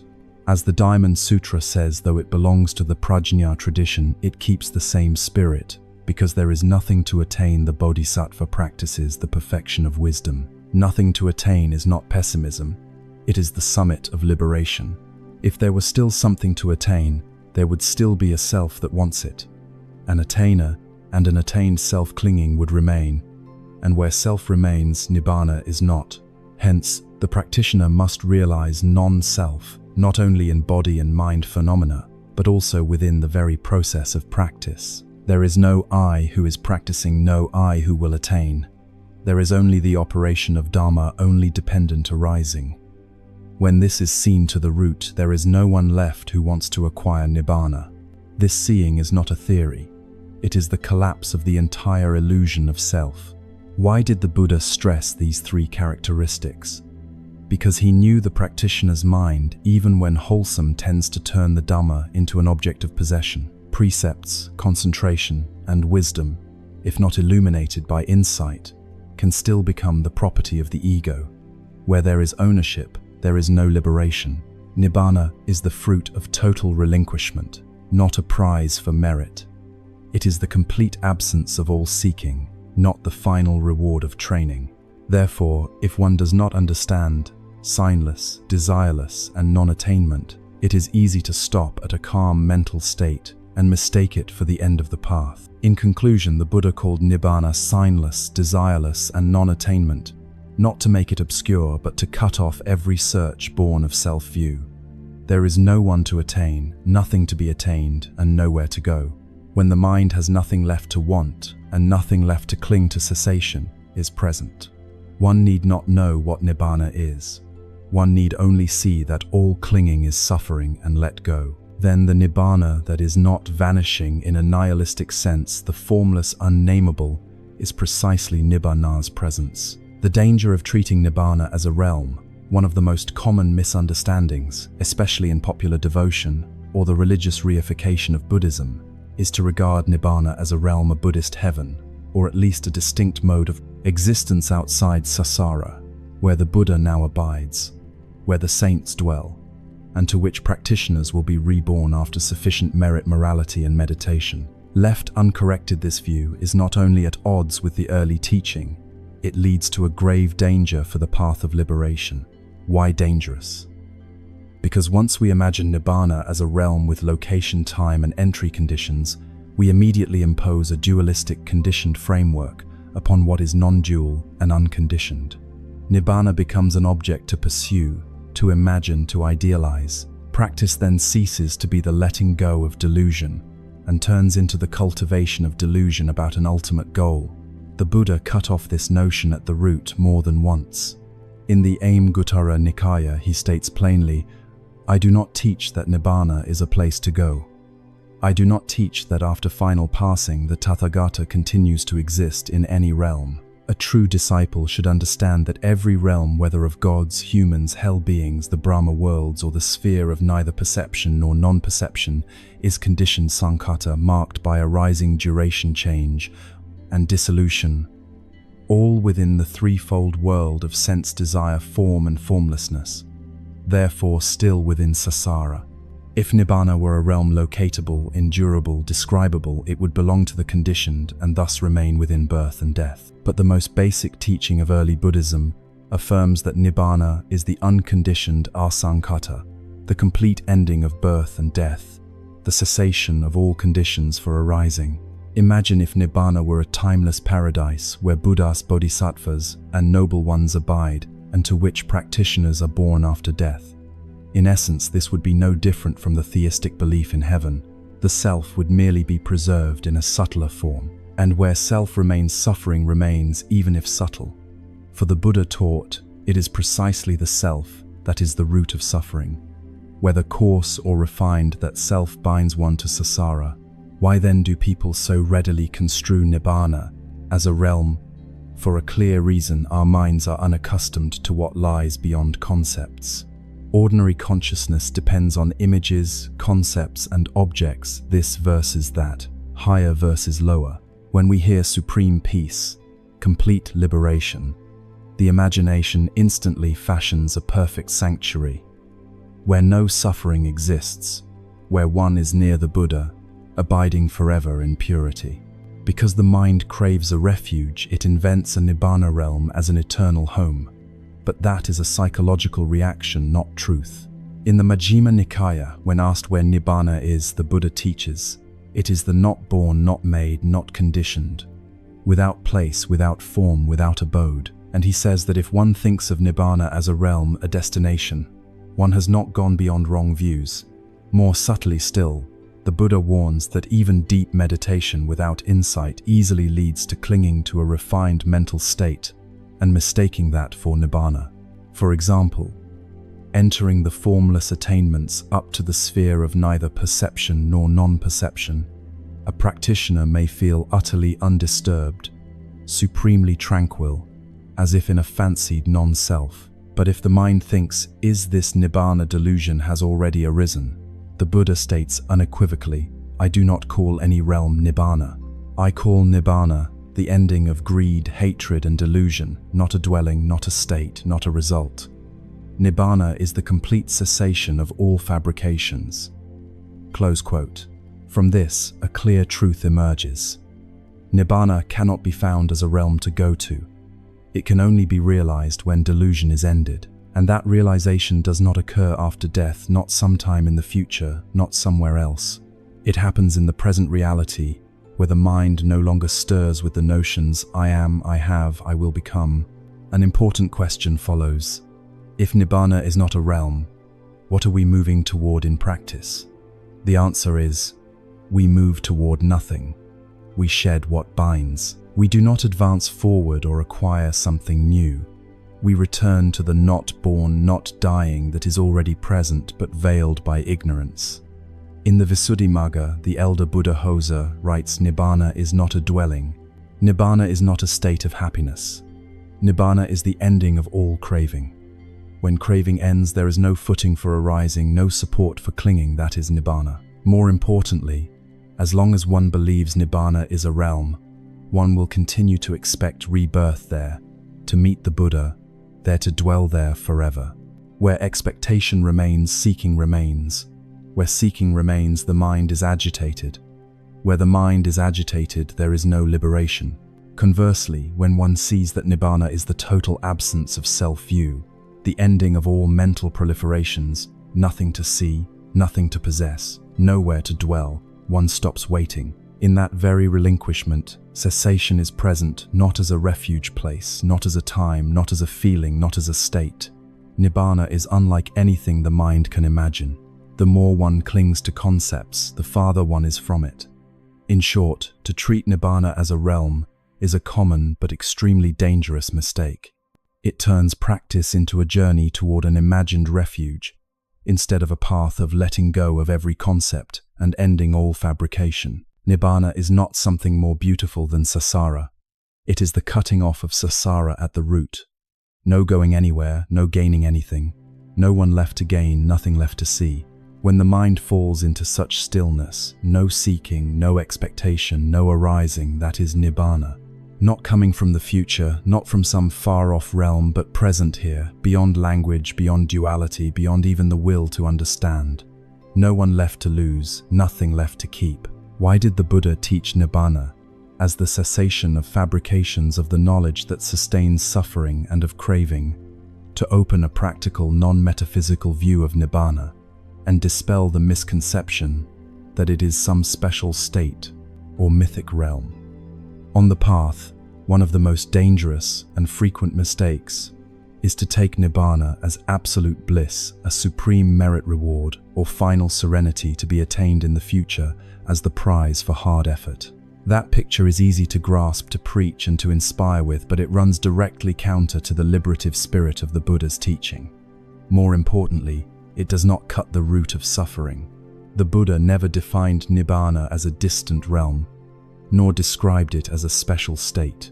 On the contrary, he presented Nibbana from the standpoint of cessation by negation and absence, the absence of defilements, the absence of arising and ceasing, the absence of craving, the absence of proliferating thought. This is the only way of speaking that prevents practitioners from nursing an illusion about Nibbana or turning it into an object to acquire. I call Nibbana the cessation of fabrications of the knowing that sustains suffering and of craving. Close quote. This brief statement is so profound it could undergird a lifetime of practice. So what are the three things that cease with Nibbana, and why is true liberation only when all three cease? First, the suffering of formations, sankhara dukkha. Among the three sufferings, suffering of pain, suffering due to change, and suffering inherent in formations, this last is deepest, most subtle, and hardest to detect. It does not come from bodily pain, as with the suffering of pain, nor from loss, as with the suffering due to change. It comes from the ceaseless movement, intrinsic to all conditioned phenomena. Everything that exists, from body to feeling, from thinking to intending, is composite dependently arisen, and because it is conditioned, it never stands still. It is always shifting, being pushed, driven, swept along. In that perpetual drift, even without overt pain, there is suffering, suffering because nothing can stop, suffering because there is no firm foothold, suffering because whatever appears will pass. The suffering inherent in formations is the precarious, compelled, non-autonomous nature of all arising and passing phenomena. The Buddha called it the oscillation of samsara, the millstone that grinds everything, whether body or feeling, concept or ideal. So long as the mind clings to conditioned things, this suffering of formations remains. One is pulled along by the current of ignorance, thinking one is living, but in fact merely drifting, thinking one is transforming, but in truth being transformed by conditions. Accordingly, Nibbana is not the production of something new. It is the ending of the entire stream of fabrications. No further arising of body, feeling, mind, or dhammas according to old habit patterns. No delusive mentation leading the way. Nothing left that is forced to appear. This is why Nibbana is also called cessation, the total absence of conditioned arising. Nothing comes, nothing goes, nothing moves. Absolute stillness, and because nothing arises, any longer suffering ends. It ends at the root, not by counteracting, but by the complete emptiness of all fabricating conditions. Second, the suffering of knowing and views. Suffering because of knowing, because of discrimination, because of taking oneself to be the knower. Few notice this, but it is crucial. After coarse sensual desires wane, a practitioner enters insight. The mind is clearer, seeing is sharper, but a subtler suffering appears. Suffering due to knowing, due to having views, due to the mind's relentless analyzing, judging, distinguishing and thinking. Knowing is not wrong in itself, but when one clings to views as true, as right as mine, they become fetters. When a practitioner attains deep concentration or initial insight, the mind often starts to distinguish. I am seeing impermanence. I have insight. I am abandoning craving. These thoughts, however subtle, are the trace of self-view, and thus generate suffering. Suffering from having to maintain knowing, to guard mindfulness, to keep monitoring every detail without seeing that such knowing still belongs to samsara, because there remains a knower and a known. A seeing that has a seer is wrong view. A seeing with no one who sees is right view, udana. Therefore, Nibbana is not a sharper kind of seeing, not a higher intelligence, not knowing the universe in its entirety, but the complete cessation of every notion of knowing. There is nothing to know because there is nothing left to distinguish. There is no one to know because there is no one to whom seeing can be ascribed.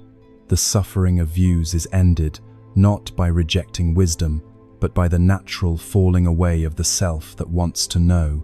When the mind no longer asks, no longer seeks, no longer infers, stillness is present. Not because I see, but because there is no seer. In that absence, suffering is absent. Third, craving, the root of all samsara. This is easiest to notice, yet hardest to loosen. Craving is the deep hunger of the heart to exist, to be someone, to become, to know, to realize, to awaken. It is the invisible engine driving us from realm to realm, from mood to mood. Even if you no longer chase material things, fame or sensuality, if you still crave awakening, craving remains. If you still think I will attain Nibbana, I will become an arahant, self persists in a new guise. Craving is hard to detect. It masquerades as motivation for practice, as right faith. But the Buddha saw this clearly and taught. Not by sheer effort is it accomplished, not by wishing is it obtained. Only with the ending of craving is Nibbana present. Thus, Nibbana is the cessation of all craving, not by suppression, but by seeing that craving's very nature is suffering. When the mind understands that every aspiration, however noble, carries the flavor of becoming, it releases without forcing release. Letting go happens as a natural consequence of insight. Then there is no one who practices, no one who realizes, no practitioner, no path, no destination, only stillness. The vanishing of every fantasy about self, about views, about attainment. In sum, the Buddha defines Nibbana as the cessation of 1, the suffering of formations, 2, the suffering of views, knowing, and 3, craving, because these are the deepest layers of self-activity, 1. The ceaseless fabricating of body, speech and mind. 2. The clinging to views and discriminations, keen awareness still within samsara. And 3. The subtle drive that sends the mind searching for something, even awakening itself. Only when all three are clearly seen and relinquished does suffering end completely, without gaining anything, without searching for anything. Nibbana is not a result. It is the absence of the entire project of wanting a result. Why can't the Buddha be sought through imagination, prayer, or by equating him with spiritual energy?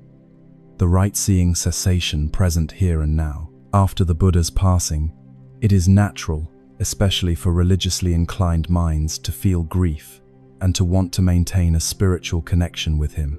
That is understandable for millions. The Buddha is not only a teacher, but the embodiment of full awakening, a refuge, a source of comfort.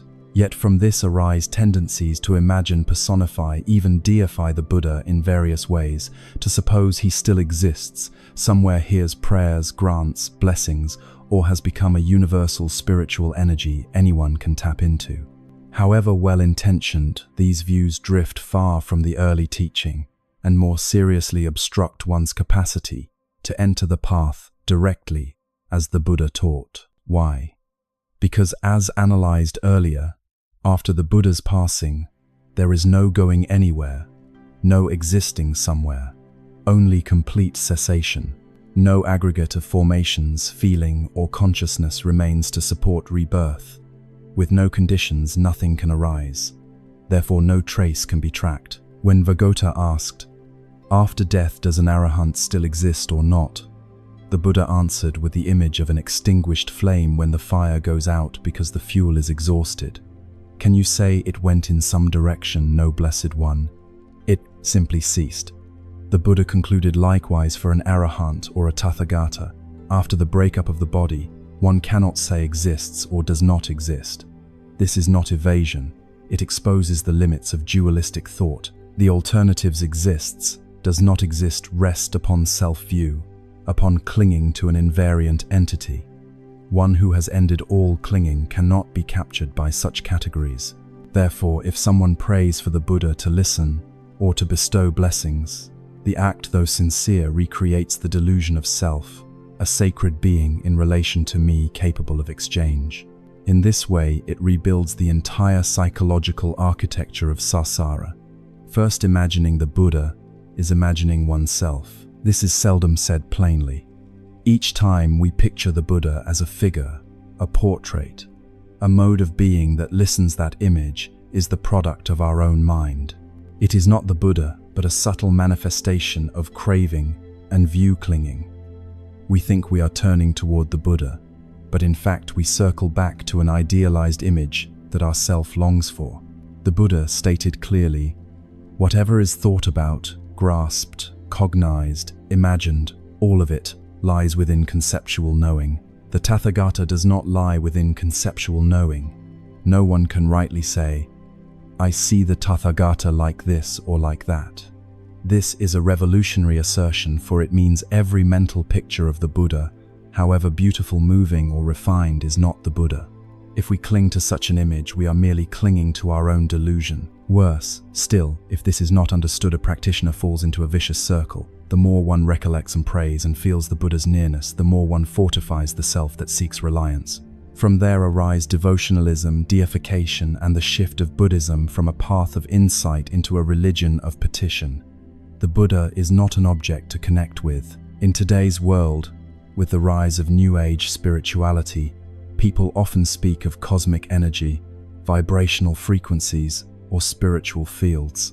Some, both within and outside Buddhism, attempt to fold the Buddha into this scheme as an enlightenment energy that anyone can access if the mind is sufficiently open, elevated, or luminous. It sounds appealing, but it is a mistaken conflation of the Buddha with modern spiritual notions.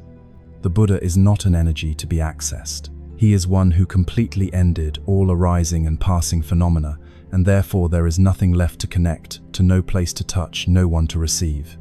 Nibbana is not a frequency. The Buddha no longer exists in any form capable of emitting signals. Thus, every attempt to connect with the Buddha through spirituality, meditation, or intuition is an effort of the self, not an entry into reality.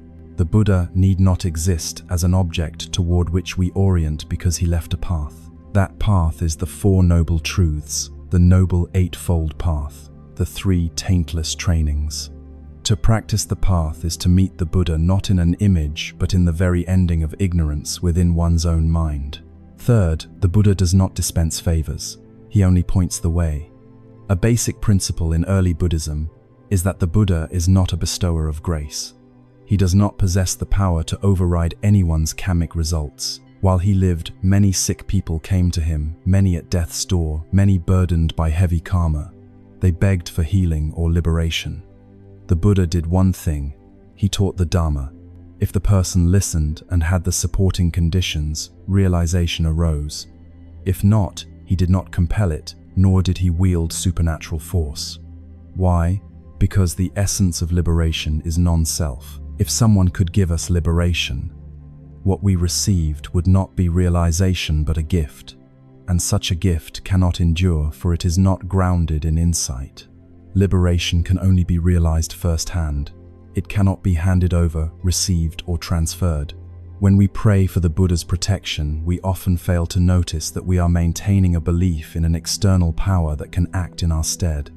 That is the root of superstition, however, dignified the language. Whether or not the Tathagata appears, the Dharma proceeds according to its nature. All conditioned things are impermanent, non-self, and lead to suffering. The Tathagata is simply the one who sees this clearly and points out the path. Therefore, the Buddha's real blessing does not come from some other realm. It comes from the right Dharma he left behind. One who understands practices and sees the Dharma is the one truly blessed by the Buddha, that is, one who sees as it is. Fourth, what truly needs to be done, seeing the Buddha in the ending of self. We must return to the core. Where is the Buddha is not a question without an answer. It is a wrongly framed question. It arises from a mind still dividing, still seeking, still wanting to meet, still wanting to rest in something. The Buddha is nowhere. Yet the very moment the mind relinquishes all clinging imaginings and discriminations, stillness appears. In that stillness, it is not that the Buddha appears. Rather, there is no longer anyone who wants to see the Buddha. No subject, no object, no supplicant, no one to bestow aid. In that instant, the Dhamma is seen, and the Buddha is seen not with the eyes but in the ending of ignorance. For the Buddha said, whoever sees the Dhamma sees the Tathagata. Whoever sees the Tathagata sees the Dhamma. This is no metaphor. It is ultimate truth. The Buddha cannot be found by a wanting mind. He can only be seen in the very cessation of wanting. Why should we not long to see the Buddha, but rather to see as the Buddha? A practical note. Nibbana is something that can be seen in this very life. Among the deepest longings of Buddhist practitioners is the wish to see the Buddha. This is human, understandable, moving. The Buddha embodies wisdom, compassion, and liberation. For many, seeing him symbolizes supreme faith, a door to consolation, the pledge of some salvation. Yet precisely because of this longing, many inadvertently veer from the path he taught. Instead of turning inward to end ignorance and clinging, they turn outward to seek a Buddha image, a Buddha manifestation, a Buddha response, and call that seeing the Buddha. But the Pali Canon is clear. The Buddha never taught that liberation comes from seeing him. On the contrary, he consistently taught that seeing the Dhamma, seeing the lawful operation of reality, is sufficient. Most importantly, to see the Dhamma as it is, as the Buddha saw it. Not to see the Buddha, but to see as the Buddha. First, wanting to see the Buddha is a need rooted in self-view. When we say I want to see the Buddha, we tacitly assume a whole set of elements, a subject, I as the seer, an object, the Buddha, as the seen, a desire, I want to see, a result, I will benefit by seeing.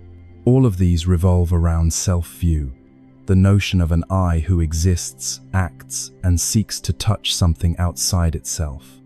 This is a subtle form of sensual craving and craving for becoming, even when wrapped in spiritual robes.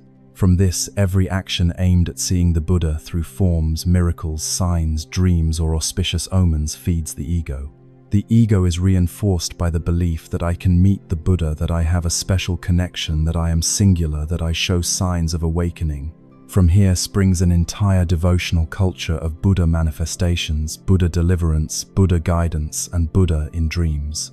Such stories may spark faith, but they do not end suffering. Why? Because they continue to nourish wanting, waiting, and expectation, the very roots of samsara. Second, the Buddha did not teach to see him, but to see as he saw. In many discourses, he affirms a basic point. Whoever sees the Dhamma sees the Tathagata. Whoever sees the Tathagata sees the Dhamma. Here, Dharma is not mere doctrine or recorded words. It is the nature of reality, as it is impermanent, non-self, and unsatisfactory. To see the Dhamma is to see clearly the arising and ceasing of body, feeling, mind, and phenomena, with no one in between. He did not teach bow down so that you may see me, nor did he say pray so that I may appear, but always be ardent, mindful, and clearly aware so that you see the true nature of phenomena. Nothing other than practice leads to seeing the Dhamma, and to see the Dhamma is to see the Tathagata. Seeing the Buddha is not seeing a person. It is seeing a mind no longer bound no more, one who sees no more, someone being seen. In that moment there is no realm, no Buddha, no person, only non-clinging knowing. In that spacious silence, the Buddha is seen not with the eyes, but with the ending of delusion. Third, what does it mean to see as the Buddha?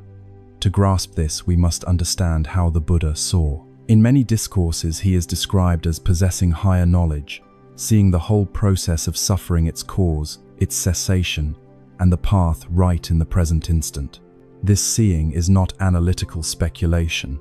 It is direct, immediate, and non-dual. To see as the Buddha is to see impermanence without the impulse to hold, to see suffering without the impulse to flee, to see non-self without fabricating a non-self to grasp, to see arising and passing without wishing for something eternal. In other words, it is a seeing unconditioned by self. Not I see impermanence, but impermanence is seen. Not I contemplate the Dhamma, but the Dhamma reveals itself when greed, hatred, and delusion no longer obstruct, when the practitioner's mind has released completely, no longer forming the thoughts I am seeing, I am practicing. I am attaining that seeing is the Buddha's seeing. No need for the Buddha to appear, no need for him to grant anything. Let self-view end, and that seeing arises of itself. Fourth, seeing as the Buddha is the path. Trying to see the Buddha is craving. A crystal clear principle in the Dhamma is this: liberation does not come from anything outside. No one can liberate us. No one can carry our karma. Each must end the taints for themselves. If we understand this, we see that yearning to see the Buddha is a way of sidestepping the path. We do not want to end craving. We do not want to face suffering. We do not want to abandon habits of clinging. We just want something from outside the Buddha to appear to rescue, to save, so that we can be at ease. Yet even in life, the Buddha never assumed a savior's role. He taught only this: the Tathagata is a pointer of the way. Whether you walk it is your affair. Thus, seeing as the Buddha is a direct, practical path, no ornament, no need for miraculous certification. It requires looking straight at reality. This body is a compound of earth, water, fire, and air. This is not self. These feelings arise from contact. These are not mine. This mind changes ceaselessly, beyond control. This is not a self. These phenomena arise and pass. Nothing can be held. As this seeing clarifies and clinging thins, the mind drops its burdens. In that dropping away, the Buddha appears not as a form, but as the light of non-self. Fifth, where is the Buddha? Precisely in such seeing as it is. We return to the starting point. Where is the Buddha after parinibbana? The answer is not lodged in space-time or realms, but in present moment, non-clinging. The Buddha is not in temples, statues, books, or heavens, nowhere at all in a literal formal sense. Yet he is present whenever one sees the Dhamma as it is, with a mind free of delusion, self-view, and seeking. The Buddha once told the venerable Vakkali, who longed to behold him, Vakkali, whoever sees the Dhamma sees the Tathagata. Whoever sees the Tathagata sees the Dhamma not with the fleshly eye, not by imagination, but by the very seeing freed from every conceit of self. In summary, the longing to see the Buddha is natural, but without mindfulness it misleads. The Buddha did not teach see me, but see the Dharma. Not turn toward me, but turn inward and see body, feeling, mind and phenomena as impermanent suffering and not self. No one needs to meet the Buddha to be freed. Merely seeing as the Buddha saw ends suffering. When suffering ends, Buddha and beings are no longer divided. There is no seer, nothing seen, only stillness with no one's trace at all. If we track the reasoning from the beginning, we find a thread. The Buddha steadily draws the dismantling of lay dualistic cognition. From what seems right but is deeply wrong, we move toward where there is nothing left to grasp, nothing to cling to, nothing to assert. In that no more, when every delusion falls away, self-conceit is absent, and the urge to seek evaporates, the one thing that remains is utter cessation, Nibbana. There is nowhere to go, only the end of bondage. So where finally is the Buddha after his passing? The answer is neither in some place nor nowhere, but unsayable by any dualistic language. Concepts like existence, non-existence, presence, disappearance, being, and non-being apply only to the world of the five aggregates of conditioned phenomena of samsara. But the Buddha, more precisely the Tathagata, is one who has ended all conditioned phenomena, gone beyond every fabrication. Therefore, every posthumous question about him becomes meaningless, not because it is too hard, but because it is wrongly framed from the ground up. First, neither remaining nor vanishing is speech from the standpoint of falling away. When we say the Buddha does not remain after final passing, we easily misread this as annihilation, dissolution, a return to nothingness. But this is like asking where light goes when a lamp goes out. There is no answer. Why? Because light is not an independently existing thing. It is a phenomenon when certain conditions coincide. Wick oil flame. If one condition ceases, for example, the oil is gone, the light goes out. Not because it dies or departs, but because the conditions for its display no longer obtain. Similarly, we can speak of the person as Shakyamuni, the body, the words, the deeds only while the aggregates function. When the aggregates disperse, the taints are ended, and there is no foundation whatsoever for continued existence. What we call Buddha is no longer nameable. Hence, it does not belong to remaining or vanishing being or non-being, birth or death. It lies outside the frame of reference of anyone not awakened and is no longer an object of mind. We can only speak as in the Udana, where there is neither earth nor water, nor fire nor air, no perception, no consciousness, no coming, no going, no standing, no arising, no ceasing. That is the end of suffering. And immediately the Buddha negates even the notion of a place. With no coming and no going, there is no abiding. If there is no coming, no going, and no abiding, how could one say where the Buddha is? Second, there is no one left to seek the Buddha, and no one to be found. A central insight of early Buddhism is that all knowing and all seeming existence depend on the five aggregates. Without form, feeling, perception, formations, and consciousness, there is no basis for experiencing a world. No basis for saying I see, I know, I meet. We exist because there is self-conceit, and self-conceit endures by clinging to those conditioned factors. When one becomes an arahant, self-conceit falls away, yet the aggregates still run on as results of past karma. So the liberated one still walks, stands, eats, speaks, teaches, but without I. After final passing, however, when the body breaks up, no aggregate remains. Even the awakened one cannot be pointed to as an entity. There is no one to continue rebirth, no one to continue ending, no one about whom to say the Buddha is somewhere. Only when self-imagining persists does there remain a questioner and a hoped for one to find. The marvel is that when the questioner vanishes, the problem vanishes. When no one carries the question, where is the Buddha?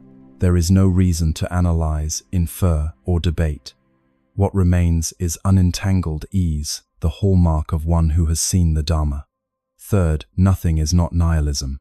Modern minds trained in physicalism, logic, and empiricism often fall into the mistake that if the Buddha does not continue in any form after final passing, then there is nothing, and nothing equals a nihilistic void. annihilationism. Not so. Nothing here does not mean a return to nothingness. It means that every basis for forming any concept of something is absent. Nothingness is still a concept. Nothing is still an imagined picture in the mind, a blank field. The cessation the Buddha spoke of is not a state of empty vacuity. It is the absence of all conditions for arising, so there is nothing left that can arise. With no birth there is no death. With no being, there is no perishing. Thus, cessation is not a state the mind can imagine. It is beyond states not a certain cessation to be experienced, but that there is nothing left to experience at all. Precisely because nothing can arise, suffering is gone. Fourth, Nibbana is not a place, but an absence. To ask, where is the Buddha after final passing, is to ascribe spatiality to Nibbana. In the discourses, the Buddha never describes Nibbana as a realm. He speaks only in negations. No birth, no death, no coming, no going, no existing, no vanishing.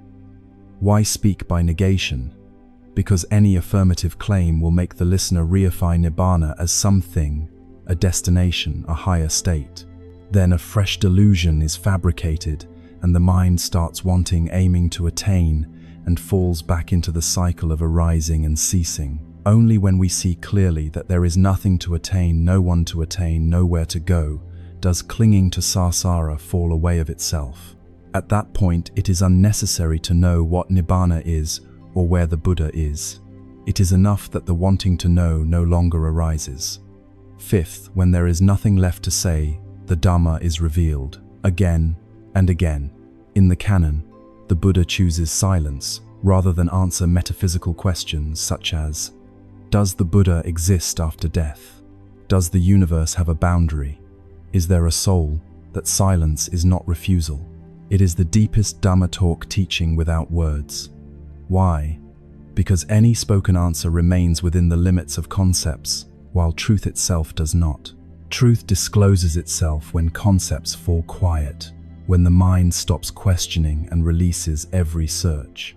In that stillness, a profound knowing appears, without reason, without beginning, without need of proof.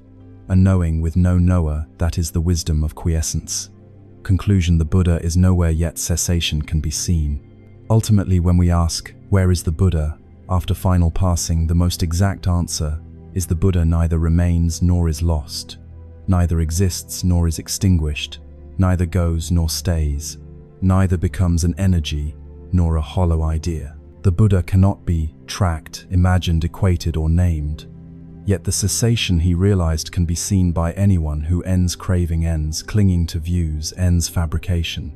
It is not seen with the eyes, not with imagination, but with the very falling away of the eye that wants to see. When the wanting to see is gone, nothing needs to be seen. Because there is no suffering, no samsara, no one who comes or goes, no question, and no questioner, only stillness. And that is the Buddha.